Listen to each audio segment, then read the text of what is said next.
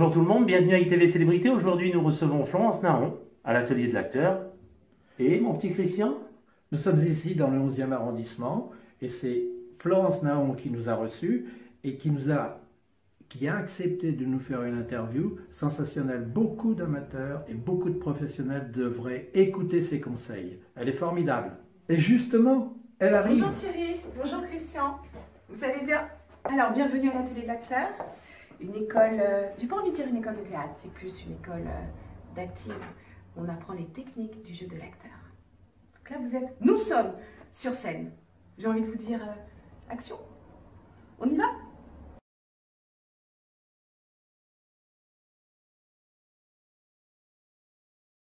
Écolière. On va parler de la fac surtout, parce que vous dire que j'ai passé de bonnes années en école primaire, au collège, au lycée n'intéresse personne. Donc j'ai eu un DUG de cinéma d'audiovisuel à Paris 8. Et à l'issue donc de ce DUG, j'ai dû faire un stage. Et donc j'ai rencontré une femme absolument formidable qui s'appelle Catherine Venturini, donc directrice de casting. Elle travaillait à l'époque pour une maison de production qui s'appelle Midi Minuit. Et à ce moment-là, elle avait besoin d'une assistante parce que, je vous parle de ça il y a plus de 20 ans, elle préparait les MTV, l'habillage télé des MTV Awards avec Jean-Paul Gaultier. Elle avait beaucoup de travail et donc elle avait besoin d'une assistante. Et moi j'arrive à ce moment-là parce qu'il fallait que je fasse mon stage. Et du coup elle m'a appris le métier. J'ai abandonné la fac, donc il n'y avait pas de licence. Mais voilà, j'ai appris un métier absolument formidable qui est le casting. Et puis j'ai volé ensuite de mes propres ailes.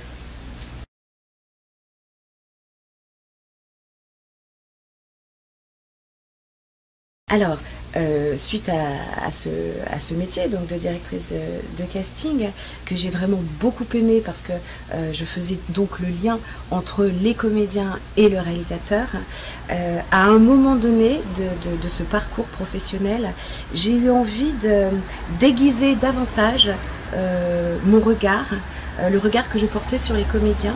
Parce que je me suis rendu compte qu'en casting, de temps en temps, je me sentais démunie. C'est-à-dire qu'il y avait des comédiens qui avaient du potentiel, mais qui, par le stress, l'appréhension, il y avait des cafouillages. Et du coup, moi, j'étais en panne de conseils parce que je n'avais pas suivi de formation de comédienne. Donc j'ai eu envie, à ce moment-là, de prendre des cours de théâtre pour mieux les comprendre, pour du coup tenter de les diriger au mieux pour qu'ils puissent passer de bons castings.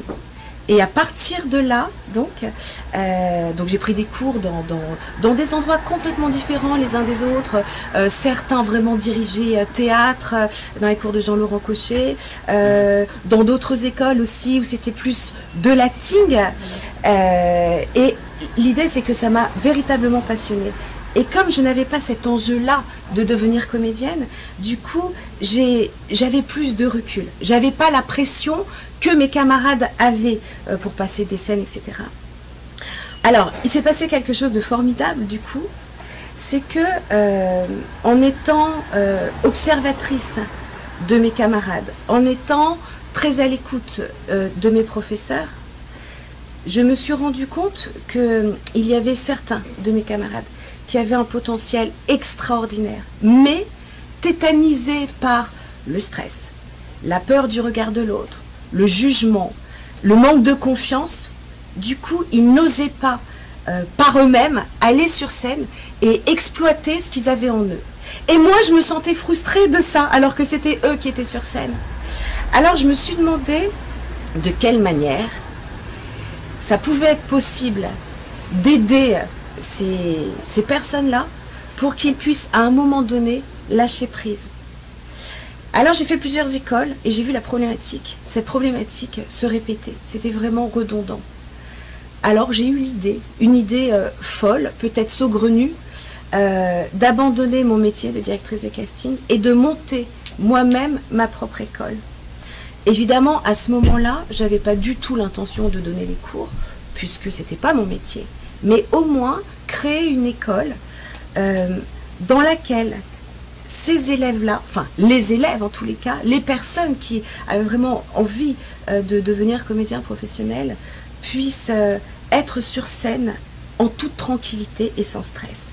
Donc j'ai monté cette école, l'atelier l'acteur, il y a 6 ans, en 2010. J'ai recruté des professeurs d'horizons et d'univers complètement différents. Ça a très bien fonctionné jusqu'au dernier mois de l'année, donc en juin, où certains des profs devaient aller à Avignon, ils étaient un petit peu moins disponibles, donc j'étais un petit peu en panne de profs. Alors je me suis dit, alors qu'est-ce que je fais? Alors, comme il me semble qu'il n'y a jamais de problème, il n'y a que des solutions, alors je me suis dit, je vais tenter de donner moi-même les cours, et puis on verra bien comment ça va se passer, étant donné que j'avais déjà pris énormément de cours auparavant, que durant cette année, cette première année scolaire, j'étais quand même présente pendant les cours, même si j'étais en retrait, donc j'avais encore cette formation-là, riche aussi de mon vécu, de mon expérience en tant que femme, en tant que mère, en tant que spectatrice, en tant que... Alors j'ai essayé de mettre à profit toutes ces connaissances-là pour dispenser les cours auprès de mes élèves. Et je me suis dit, si ça passe, alors je continuerai, et si ça passe pas, si c'est un métier ou une activité qui ne me correspond pas parce que je n'arrive pas à transmettre donc ces enseignements-là, eh bien je fermerai l'atelier l'acteur et puis je ferai autre chose. Mais toujours dans ce milieu-là, parce que ce milieu m'attire et me passionne énormément. Et il s'est avéré que ça a super bien fonctionné. Donc j'ai renouvelé l'opération, et ça fait maintenant 6 ans que ça fonctionne, et que ça fonctionne plutôt pas mal.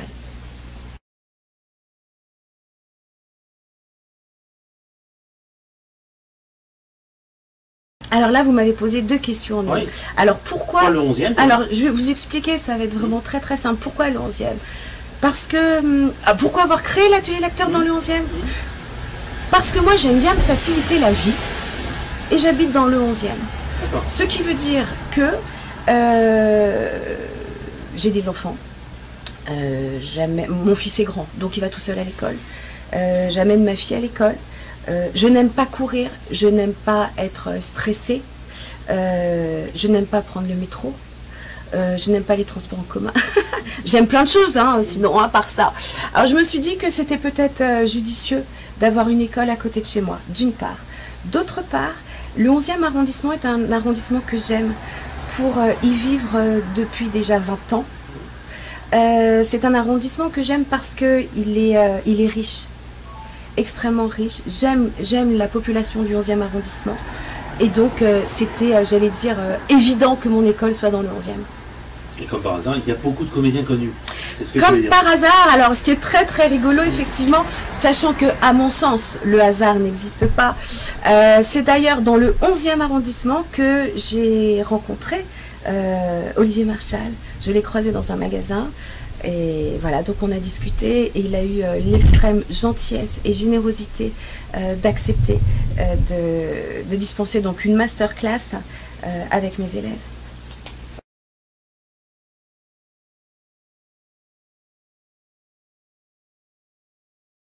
Alors, y a-t-il une méthode spécifique de travail à l'atelier de l'acteur? J'ai envie de dire oui ou non. Oui, parce qu'il y a une méthode de travail, et non parce que c'est trop restrictif si je réduis ça à une méthode. L'idée, c'est que moi, ma mission, en tous les cas ce que j'ai envie d'inculquer à mes élèves et de leur faire comprendre, c'est que lorsqu'ils sont sur scène, ils ne jouent pas, ils ne font pas semblant, ils sont réellement le personnage fictif qu'ils se sont construits. Ils ressentent véritablement l'humeur ou l'émotion de ce personnage-là. Donc on ne fait pas semblant, on ne fait pas pour de faux, on ne joue pas, on parle, on est véritablement.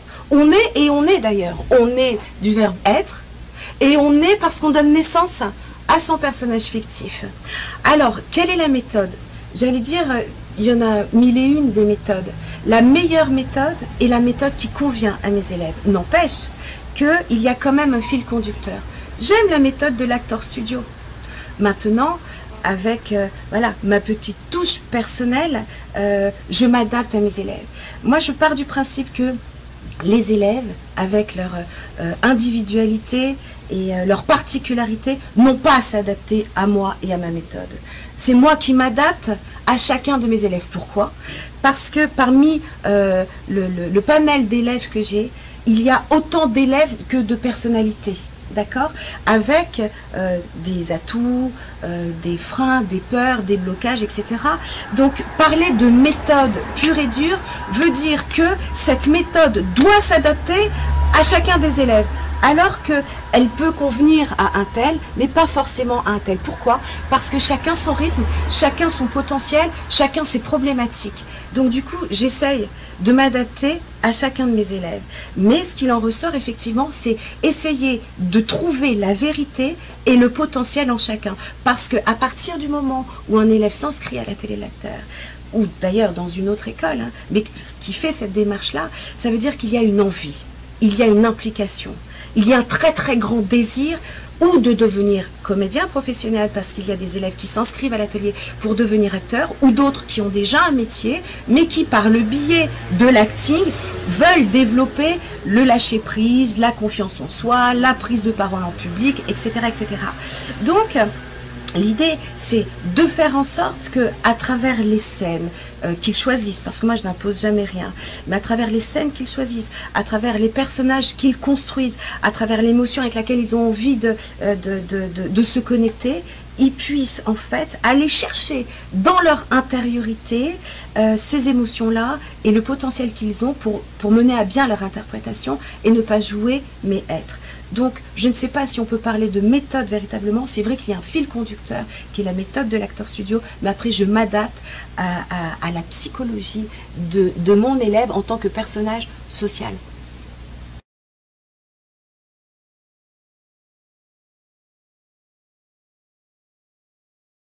Alors, comme je l'ai dit tout à l'heure, il y a des personnes qui s'inscrivent à l'atelier de l'acteur parce que clairement, ils veulent devenir acteurs, d'accord? Et d'autres qui, au contraire, veulent développer leur confiance, la prise de parole en public, le lâcher-prise, etc. Mais ils ont déjà un métier. Ou alors, ils sont étudiants à la fac ou dans des écoles de commerce, voilà.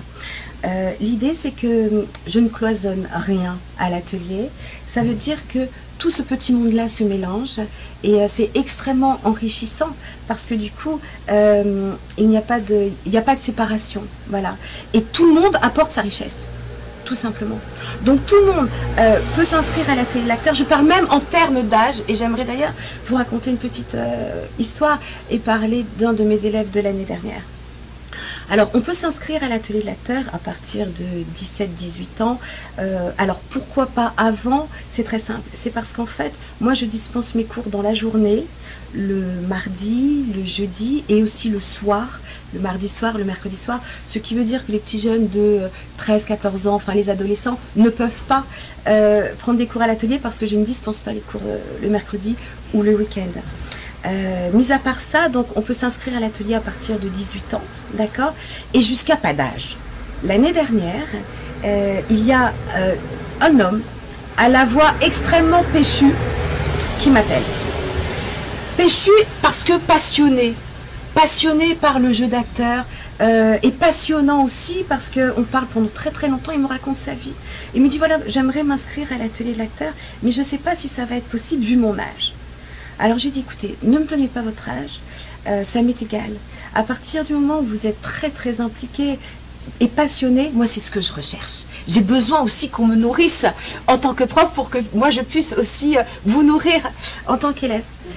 Et donc je le reçois à l'atelier et là je vois un homme d'un certain âge et je me permets de lui demander son âge par pure curiosité.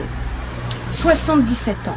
Il avait le physique d'un homme de 65 ans et le tempérament d'un jeune homme de 25 ans, qui était certainement bien plus péchu que certains de mes élèves qui avaient 25 ou 30 ans.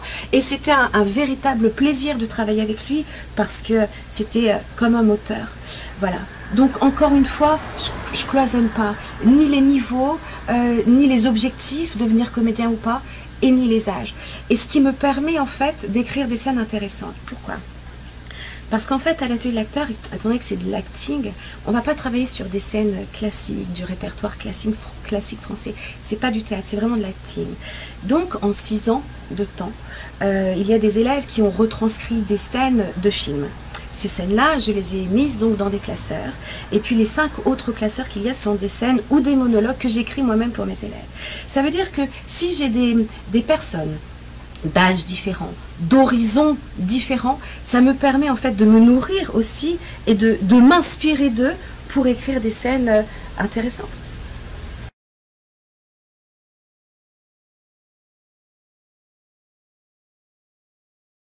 C'est de répondre aux besoins de chaque personne qui s'y inscrit. Et quel que soit l'objectif de ces personnes-là, qu'elles veuillent devenir acteurs ou en guise de développement personnel. Le plus beau cadeau qu'on puisse me faire, c'est lorsque, en très très peu de temps, certains de mes élèves me disent j'ai changé, je me sens mieux, je me sens plus en connexion avec moi-même. Et je suis très surpris parce que je ne pensais pas qu'en si peu de temps, j'arriverais à me dépasser. Le plus beau cadeau qu'on puisse me faire, c'est lorsque, au début d'une interprétation, un élève est stressé, tétanisé, ou n'a pas confiance en lui en disant mais j'arriverai pas. Et puis au bout d'un quart d'heure ou de 20 minutes de coaching, l'élève est en pleurs parce qu'il a réussi à dépasser son potentiel. Mais ça, ça m'ensoleille ma journée et ma semaine, parce que voilà, l'objectif est atteint.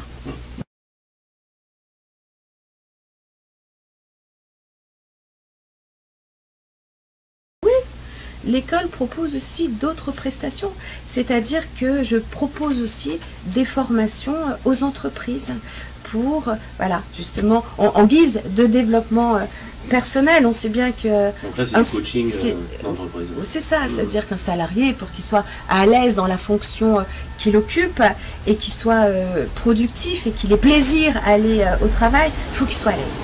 Il faut qu'il soit à l'aise avec lui-même et avec les autres, parce qu'on sait que dans certaines entreprises, il peut y avoir des frictions entre collègues. Donc tout est problème, entre guillemets, communication, c'est-à-dire comment s'exprimer, comment faire passer un message, se connaître soi-même pour pouvoir ensuite utiliser les bons mots et bien s'exprimer pour faire passer un message. Voilà, ça c'est important. Ça participe donc du développement personnel. Je propose aussi ces services auprès d'entreprises.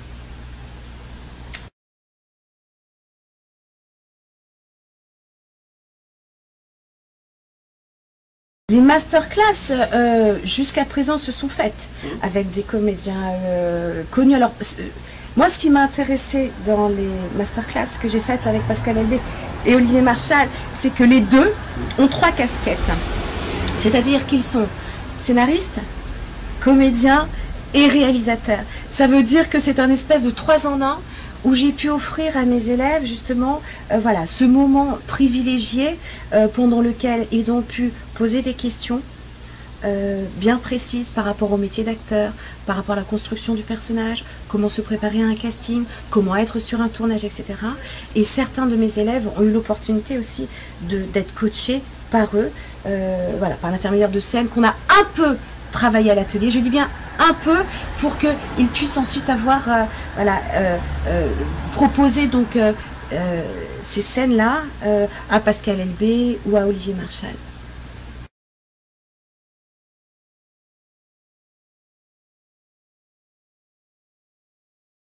Non, j'ai pas de liste, j'ai pas fait ma liste de courses. Certainement en tous les cas, parce que j'ai envie d'offrir encore cette possibilité à mes élèves d'être en contact direct avec des personnes, enfin, avec des professionnels donc du métier. Après, je sais pas, c'est sûr qu'il y aura une masterclass, certainement en février, mars, avril. Avec qui, je sais pas, on verra. Ce sera la surprise. Je vous communiquerai l'information si vous voulez.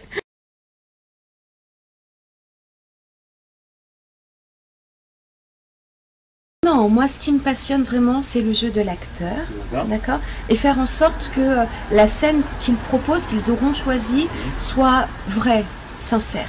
Voilà, c'est ça ce qui m'intéresse, rien de plus. Merci. Avec plaisir, merci Thierry.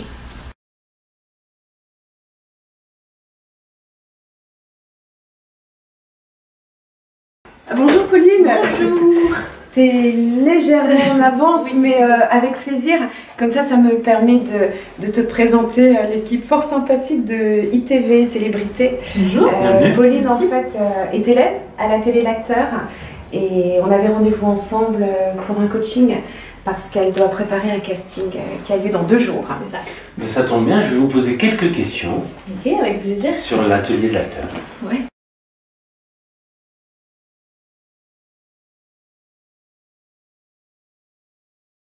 Et bien en fait c'est simple, on choisit une scène que soit Florence a écrite, soit ce sont des scènes de films qu'elle a sélectionnées, ou soit ce sont nos propres scènes d'ailleurs, on peut aussi écrire, ce qui est super. Et puis après avec la scène, donc chez nous on apprend le texte, on imagine un personnage et on fait tout un travail en fait sur le personnage qu'on va interpréter. Donc on va se poser des vraies questions, c'est-à-dire qui il est, comment il s'appelle, qu'est-ce qu'il fait comme travail, quelle enfance il avait, enfin voilà, pour vraiment rentrer dans la profondeur du personnage. Et ensuite, une fois en cours, ce qui est assez étonnant, c'est que ce qui m'a moi surprise en fait, en étant à l'atelier de l'acteur, c'est qu'on a une image de la scène en la lisant la première fois. Et avec Florence, ce qui est super, c'est qu'elle arrive à nous mettre sur des terrains complètement inconnus. C'est-à-dire qu'on part d'une scène et on a l'impression qu'on peut la jouer que comme ça. Et finalement, à l'atelier de l'acteur, on se rend compte qu'on peut avoir 1001 versions des scènes. Et ça, c'est juste, moi, j'ai juste halluciné les premières fois parce que je pouvais pas imaginer qu'on pouvait l'interpréter d'une autre façon que celle que j'avais en tête. Et du coup, une fois donc sur scène, on fait notre interprétation. Ensuite, elle nous pose des questions sur notre personnage pour voir si on l'a bien travaillé. Et puis là, le but, c'est de rechercher une émotion. Et là, l'émotion, on va aller chercher dans notre fort intérieur, l'émotion voilà, qu'on peut avoir, qu'on peut ressentir au moment où on va jouer le personnage. C'est-à-dire qu'on ne peut pas faire semblant, en fait. C'est là qu'on parle de vraie émotion.